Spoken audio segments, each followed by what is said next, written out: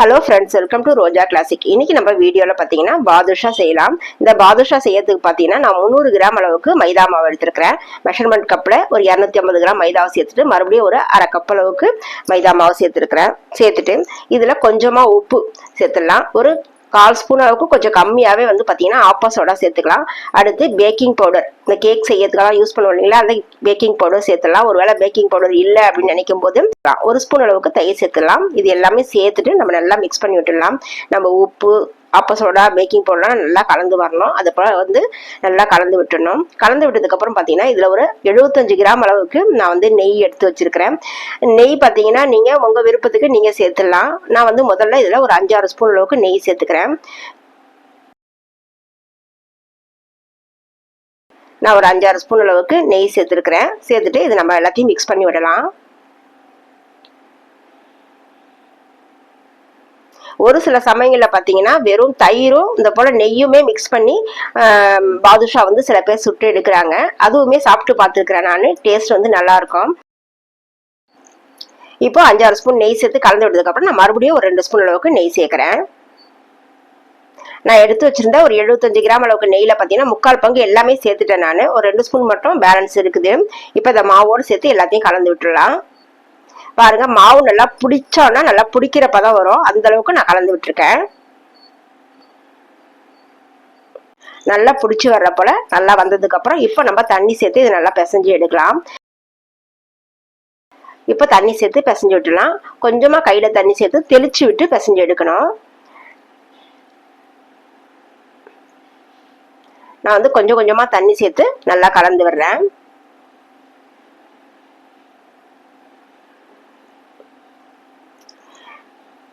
தண்ணியோட அளவு பார்த்தீங்கன்னா ஒரு 1/4 டம்ளர் அளவுக்கு இருந்தாலே இது பிசைஞ்சு அந்த மாவு கலந்து வர்றதுக்கு கரெக்டாக இருக்கும். நான் மறுபடியும் பார்த்தீங்கன்னா ஒரு 2 ஸ்பூன் அளவுக்கு மட்டும் கையில் தண்ணி தெளித்து நான் பிசைஞ்சிடுறேன். தண்ணியோட அளவு பார்த்தீங்கன்னா போதும். இது வரைக்கும் நம்ம தண்ணி தெளித்து பிசைஞ்சு விட்டது போதும். இப்போ இதை ஒரு பக்கம் எடுத்து வச்சுட்டு இப்போ அந்த மாவு பார்த்தீங்கன்னா நல்லா பிசைஞ்சு விட்டுலாம். ரொம்ப சப்பாத்தி மாவு போல் அழுத்தம் கொடுத்து பிசையாமல் ரொம்ப சாஃப்டாக பிசைஞ்சு எடுக்கணும் மாவு. நம்ம நெய் சேர்த்து பிசைஞ்சிருக்கிறோம்.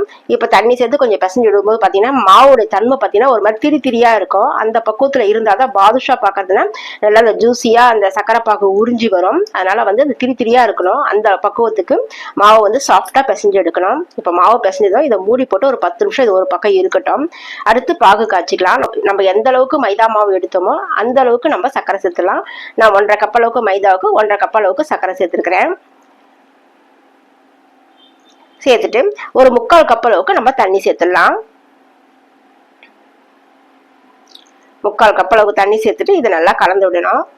அடுப்பு பார்த்தீங்கன்னா மீடியம் ஃப்ளேமில் வச்சுக்கோங்க. சக்கரை கரையிற வரைக்கும் பார்த்தீங்கன்னா கொஞ்சம் மீடியம் ஃப்ளேமில் வச்சுட்டு சக்கரை கரைஞ்சி வர வரைக்கும் இது நல்லா கலந்து விட்டுடலாம். நீங்கள் அப்படியே விட்டிங்கன்னா சக்கரை அடியில் அப்படி தங்கின போல ஆகிடும். அதனால் மீடியம் ஃப்ளேமில் வச்சுட்டு நல்லா சக்கரை கரையிற வரைக்கும் கைவிடாமல் நல்லா கலந்து விட்டுட்டே இருக்கணும்.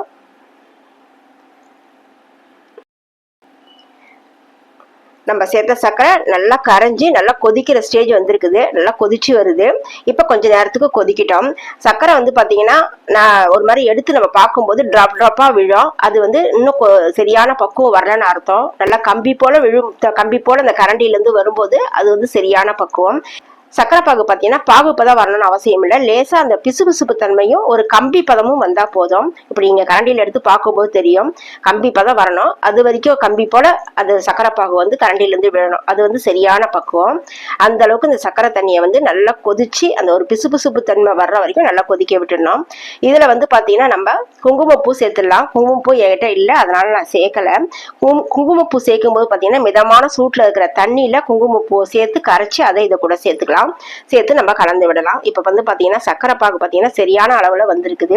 இதுல ஒரு 3/4 ஸ்பூன் அளவுக்கு நான் ஏலக்காய் தூள் மட்டும் சேர்த்திருக்கிறேன். சேர்த்துட்டு இதை ஒரு தடவை நம்ம கலந்து விட்டுடலாம். நீங்க இது கட்டியாகாம இருக்கணுன்றதுக்காக எலுமிச்சை ஜூஸ் புழிஞ்சு விடலாம். நான் அதுவுமே சேர்க்கல. சக்கரை பாகுல ஏலக்காய் தூள் சேர்த்துட்டு கலந்து விட்டு ஒரு பக்கம் வச்சிடலாம். நம்ம உடனே பாதுஷாவை சுட்டு சேர்க்க போறோம். நம்ம அடுப்பானல்லையே இந்த சக்கரை பாகை வச்சுட்டோம்னா அது சூடாவே இருக்கும். நான் பக்கத்து அடுப்புல இந்த சக்கரை பாகை மாத்தி வச்சுட்டு அடுத்து நம்ம பாதுஷா சுட்டு எடுத்துக்க போறோம். இப்போ ஏலக்காய் தூள்லாம் போட்டு நல்லா கமகமன்னு வாசனையா சக்கரை பாகு ரெடி ஆயிடுச்சு. கம்பி பக்குவத்துக்கு வந்திருக்குது பாருங்க.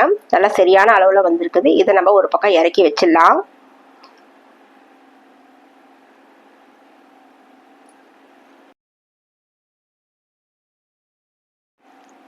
அடுத்து மாவு பிசைஞ்சு வச்சு ஒரு 10 நிமிஷம் ஆகுது.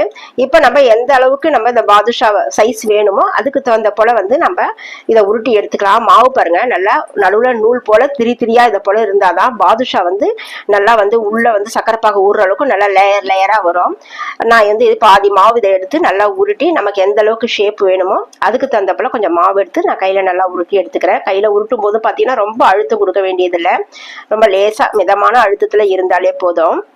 நல்லா உருட்டி விட்டு நடுவுல வந்து பாத்தீங்கன்னா நல்லா ஹோல்ஸ் வந்து போட்டு விட்டுக்கணும். நான் நல்லா கையில வச்சு ரொம்ப சாஃப்டாவே உருட்டி விடுறேன். உருட்டி விட்டு இது போல அழுத்தி விட்டு கட்டை வரலால நம்ம வந்து ஹோல்ஸ் போட்டுக்கலாம். 2 பக்கம் திருப்பி விட்டு ஹோல்ஸ் போட்டு நான் இந்த சைஸ் தான் வந்து பாதுஷா செய்ய போறேன். அதனால இந்த அளவுக்கு வந்து எடுத்து உருட்டி வச்சிருக்கிறேன். இதே போல நான் எடுத்துக்கிற இந்த மாவு பாத்தீங்கன்னா எல்லா மாவுமே வந்து நம்ம உருட்டி தட்டுல வச்சிடலாம். நீங்க ஹோல்ஸ் போடும்போது நல்லா அழுத்தி உள்பக்கம் நல்லா வர்ற வரைக்கும் அழுத்தி போடுங்க. அப்பதான் வந்து வெந்து வரும்போது பாத்தீங்கன்னா கொஞ்சம் உப்பி வந்துடும், அந்த ஹோல்ஸே தெரியாது நம்ம போடுறது. 2 பக்கமுமே வந்து விரலால இப்படி ப்ரெஸ் பண்ணி விட்டு எடுத்து வைங்க. இதே போல நம்ம எல்லா மாவுமே வந்து உருட்டி எடுத்து வச்சிடலாம். இதே போல நான் எல்லா மாவும் வந்து உருட்டி எடுத்து வச்சுட்டேன். எனக்கு பாத்தீங்கன்னா இந்த அளவுல செய்யும்போது ஒரு 12 வந்திருக்குது. இப்ப இது ஒரு பக்கம் இருக்கட்டும், நம்ம வந்து இது எண்ணெயில பொரிச்சு எடுத்துடலாம். நல்லா அடிகனமான கடாய் வச்சிருக்கிறேன். இதுல வந்து நான் எண்ணெய் சேர்த்திருக்கிறேன். எண்ணெய் பார்த்தீங்கன்னா 1 லிட்டர் அளவுக்கு எண்ணெய் சேர்த்துருக்கிறேன். எண்ணெயோட சூடு பார்த்தீங்கன்னா நம்ம விரல வச்சே பார்க்கலாம், அந்த அளவுக்கு சூடு வந்து இருக்கணும், ரொம்ப சூடா இருக்கக்கூடாது. இதுல பார்த்தீங்கன்னா நான் மீதமா எடுத்து வச்சிருக்கிற நெய்யை வந்து இது உள்ள சேர்த்துடுறேன். நெய்யோட சேர்க்கும் போது பார்த்தீங்கன்னா நல்லா வாசனையா இருக்குன்றதுக்காக 2 ஸ்பூன் அளவுக்கு மீத இருக்கிற நெய்யை இதுல சேர்த்துறேன். எண்ணெய் வந்து பார்த்தீங்கன்னா மைல்டா ஒரு சூடு இருக்கணும். நம்ம விரல வந்து வச்சு பார்த்தோம்னா கை சூடு வந்து பொறுக்கணும், அந்த அளவுக்கு இருந்தாலே போதும். இப்போ நம்ம ஒண்ணு எடுத்து உள்ள சேர்த்துடலாம். இந்த இடத்துல நான் ஒரு மிஸ்டேக் பண்ணிட்டேன். நம்ம 1 லிட்டர் அளவுக்கு எண்ணெய் சேர்த்துருக்கிறோம் இல்லையா அப்படின்னு நினைச்சிட்டு நான் உருட்டி வச்சிருந்த அந்த மாவு எல்லாமே வந்து இதுல வந்து நான் உள்ள சேர்த்துட்டேன். நான் வந்து ஒரு 12 பீஸ் அளவுக்கு நான் வந்து ரெடி பண்ணி வச்சிருந்தேன் இல்லையா, அது எல்லாமே நான் உள்ள சேர்த்துட்டேன். அது என்ன ஆகுதுன்னு பார்த்து பாருங்க, வெந்து வரும்போது அது எப்படி இருக்குதுன்னு பாருங்க. இப்ப பாத்தீங்கன்னா எண்ணெய் சூடே இல்லை பாருங்க, அப்பதான் லேசா அந்த பபுள்ஸ் வர ஆரம்பிச்சிருக்குது. இந்த பக்கம் எண்ணெய் இருக்கும் போதே நான் வந்து உள்ள ஒண்ணா சேர்த்துடுறேன். நல்ல கேப் இருக்குது அப்படின்னு நான் நினைச்சு இருக்குது, நம்ம எண்ணெயும் நிறைய சேர்த்துருக்கிறோமே அப்படின்றதுக்காக நான் என்ன பண்ணிட்டேன், உருட்டி வச்சிருக்கிற எல்லா மாவுமே வந்து உள்ள சேர்த்துட்டேன். இது வெந்து வரும்போது லேசா உப்பி வரும் இல்லையா, உப்பி வரும்போது வந்து அதுக்கு வந்து கொஞ்சம் அந்த எண்ணெயில வந்து வெந்து உப்பி வர்றதுக்கு கொஞ்சம் இடம் இல்லாம மாதிரி ஆயிடுச்சு. ஏன்னா மறுபடியும் எண்ணெயை ஆற வச்சு மறுபடியும் வந்து சூடுபடுத்துறதுக்காக நம்ம பாதுஷா சுட்டு எடுக்கணுன்றதுக்காக நான் வந்து அதை போல செஞ்சுட்டேன். அதனால வெந்து வரும்போது பாத்தீங்கன்னா அந்த இடம் வந்து ரொம்ப நெருக்கமா இருந்ததால நல்லா உப்பி வர்றதுக்கு கொஞ்சம் வேகிறதுக்கு கொஞ்சம் டைம் எடுத்துருச்சு. நல்லா தானா வெந்து மேலெழுப்பி வந்திருக்குது பாருங்க. நல்லா உப்பி வரும்போது பாத்தீங்கன்னா அந்த கடாயில கொஞ்சம் இடம் பத்தாத போல ஆயிடுச்சு. ஒரு பக்கம் வெந்து வந்ததுக்கு அப்புறம் நான் மறுபக்கம் லைட்டா அந்த கலர் மாறினதுக்கு அப்புறம் நான் ஒரு பக்கத்துல இருந்து மறுபக்கம் திருப்பி விடுறேன்.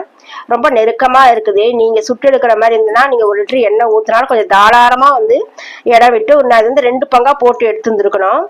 நான் வந்து நம்ம எண்ணெயை ஆற விட்டுட்டு 2வது தடவை போடும்போது எண்ணெயை கம்ப்ளீட்டா ஆற விட்டுட்டு நம்ம மறுபடியும் போடணுன்றதுக்காக நான் ஒரேடியா சேர்த்துட்டேன் இதுல.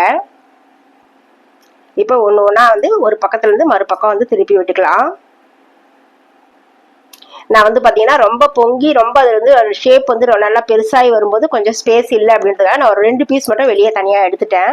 இது ஒரு 10 மட்டும் நல்லா வெந்து வரட்டும்ன்றதுக்காக நான் வந்து தனியா எடுத்துருக்கிறேன். ரொம்ப ஸ்லோவா இது வேகிறதுக்கு பாத்தீங்கன்னா எனக்கு ரொம்ப சிம்ல வச்சு ஒரு 20 நிமிஷம் ஆச்சு. அந்த அளவுக்கு வெந்து வந்தாதான் பாதுஷா உள்ள வரைக்கும் நல்லா வெந்து வரும். லேசா கலர் மாறினாலும் பரவாயில்ல, சாப்பிடும்போது கிறிஸ்பியாவும் மெத்துன்னு இருக்கும், டேஸ்டாவும் இருக்கும்.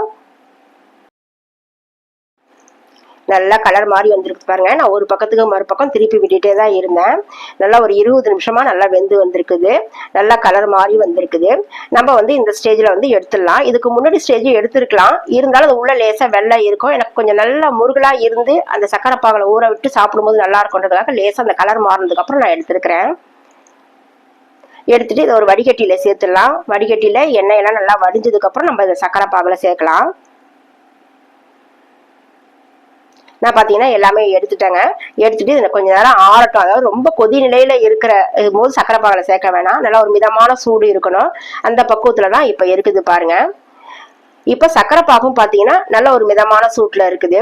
இந்த அளவுக்கு 2 ஈக்குவலான சூடு இருக்கும்போது நம்ம இப்ப சுட்டு எடுத்துக்கிற இந்த வந்து உள்ள சேர்த்துடலாம். உள்ளே சேர்த்துட்டு கொஞ்ச நேரம் ஒரு 5 நிமிஷத்துக்கு கொஞ்ச நேரம் வெயிட் பண்ணிட்டு, நான் வந்து சக்கரை பாகில் சேர்க்கும் போது 5 தாங்க சேர்த்தேன். நம்ம வந்து இந்த எண்ணெயில தான் மொத்தமாக சேர்த்துட்டு ரொம்ப வேகத்துக்கு டைம் எடுத்துச்சு. கொஞ்சம் இடம்லாம் பத்தாமல் போயிடுச்சுன்றதுக்காக வெள்ளைப்பாகில் கொஞ்சம் ஒரு 5 சேர்த்து விட்டுருக்கிறேன். ஒரு 5 நிமிஷத்துக்கு அப்புறம் நான் வந்து அந்த சக்கரை பாகை எடுத்து அந்த பாதுஷா மேலே ஊற்றி விட்டு ஒரு பக்கத்துலேருந்து மறுபக்கம் திருப்பி விடுறேன். இது ஒரு 10 நிமிஷம் போல் சக்கரை பாகில் இருந்தால் போதும். அதாவது பாதுஷா சாப்பிடும்போது பார்த்தீங்கன்னா மேலே நல்லா ஜூஸியாக இருக்கணும், உள்ள மைல்டாக ஒரு இனிப்பு சுவை கம்மியாகவும் இருக்கணும், மேலே நல்லா இனிப்பு சுவையோடு இருக்கணும். அப்படிதான் இருந்தால் தான் பாதுஷாவோட டேஸ்ட் வந்து சாப்பிட்றதுக்கு நல்லா இருக்கும். இதை வந்து ஒரு 10 நிமிஷம் போல் இதில் ஒரு பக்கத்துக்கு ஒரு பக்கம் நான் நல்லா திருப்பி விட்டுருக்கிறேன். திருப்பி விட்டதுக்கப்புறம் நல்லா ஊறி வந்துடுச்சு. இப்போ இதை நம்ம வேற ஒரு பிளேட்டில் ஒன்று ஒன்றா எடுத்து தனியாக வச்சிடலாம். நல்லா ஒரு 10 நிமிஷமா பார்த்தீங்கன்னா இந்த சக்கரை பாகை நல்லா ஊறி வந்துருச்சு. இப்போ நம்ம ஒன்று ஒன்றா எடுத்து தனியாக பிளேட்டில் வச்சிடலாம். அடுத்து நான் மீதம் இருக்கிற சுட்டு எடுத்ததையும் நான் வந்து இதில் வந்து உள்ளே சேர்த்துட்டேங்க. இதையுமே ஒரு 10 நிமிஷம் போல் ஊற விட்டு நம்ம தனியாக எடுத்துக்கலாம். மீதம் இருக்கிற சக்கரை பாகை பார்த்தீங்கன்னா வேஸ்ட் பண்ணாதீங்க. இதுலையுமே பார்த்தீங்கன்னா ஒரு சின்ன டம்ளர் அளவுக்கு நான் ரவை எடுத்துட்டு அது ஒரு 2 டம்ளர் அளவுக்கு தண்ணி சேர்த்து கொஞ்சமாக உப்பு சேர்த்து வேக வச்சு மீதம் இருந்த அந்த சக்கரை பாகை அதில் சேர்த்து கேசரியை கிண்டி கொடுத்துட்டாங்க. வீட்டில் சாப்பிட்றதுக்கு நல்லா இருக்குது அப்படின்னு சொன்னாங்க. அந்த சக்கரை பாகில் செஞ்சது கேசரி வந்து பார்த்தீங்கன்னா நல்ல ஒரு வித்தியாசமான சுவையில் ரொம்பவே நல்லா, நார்மலாக நம்ம கேசரி செய்யறதுக்கும் சக்கரை பாகு சேர்த்து செஞ்ச கேசரியும் பார்த்தீங்கன்னா டேஸ்ட் நல்லா இருக்குதுன்னு சொன்னாங்க. இப்போ இதுவுமே நல்லா ஊறி வந்ததுமே இதையுமே நான் தனியாக பிளேட்டில் எடுத்து வச்சுட்டேன். நான் வந்து தம்ப்நெயிலுக்காகவோ வீடியோக்காக ஒரு 5 பீஸ் மட்டும் நான் வந்து இதில் வந்து எடுத்து வச்சிருக்கிறேன். எடுத்து வச்சுட்டு இப்போ இதில் நம்ம விருப்பம் இதை அப்படியே சாப்பிட்லாங்க. இதில் நான் அலங்கரிக்கிறதுக்காக கொஞ்சமாக முந்திரியும் பாதாமும் கட் பண்ணி இதில் நான் சேர்த்துடலாம். அவ்வளோதாங்க. தீபாவளிக்காக என்னோட செய்முறையில் நான் செஞ்சுருக்கிற இந்த பாதுஷா ரெசிபி எப்படி இருந்ததுன்னு சொல்லிட்டு நீங்கள் கமெண்ட்ஸில் சொல்லுங்கள். நான் ஒன்று எடுத்து தனியாக போட்டு காமிக்கிற பாருங்க. நல்லா உள்ள வரைக்கும் லேயராக வெந்து வந்திருக்குது. அது மட்டும் இல்லாமல் இந்த சக்கரை பாகு உள்ள வரைக்கும் நல்லா ஊறி சாப்பிட்றதுக்கு ரொம்ப டேஸ்ட்டாக இருந்துச்சுங்க. சாப்பிட்றதுக்கு ரொம்ப டேஸ்டா இருந்துச்சு. இது வந்து பார்த்தீங்கன்னா அன்னைக்கு சாப்பிட்றத மறுநாள் நாங்கள் சாப்பிட்டு பார்த்தோம், அவ்வளோ ஒரு டேஸ்டா இருந்துச்சு. கடையில் வாங்கி சாப்பிட்றத விட வீட்டில் செஞ்ச இந்த பாதுஷா பார்த்தீங்கன்னா டேஸ்ட் சொல்லவே முடியாது. பாராட்டு எனக்கு ரொம்ப கிடைச்சிதுங்க எங்கள் வீட்டில். அவ்வளோதாங்க என்னோட செய்முறையில் நான் செஞ்சுருக்கிறேன் தீபாவளி ஸ்பெஷலாக நான் செஞ்சுருக்கிற பாதுஷா ரெசிபி உங்களுக்கு பிடிச்சிருந்ததுன்னா லைக் பண்ணுங்கள், ஷேர் பண்ணுங்கள், மறக்காமல் ரோஜா கிளாசி சேனலுக்கு சப்ஸ்கிரைப் பண்ணிடுங்க. ரோஜா கிளாசி சேனலோட மற்ற வீடியோஸையும் போய் பாருங்கள். தேங்க்யூ.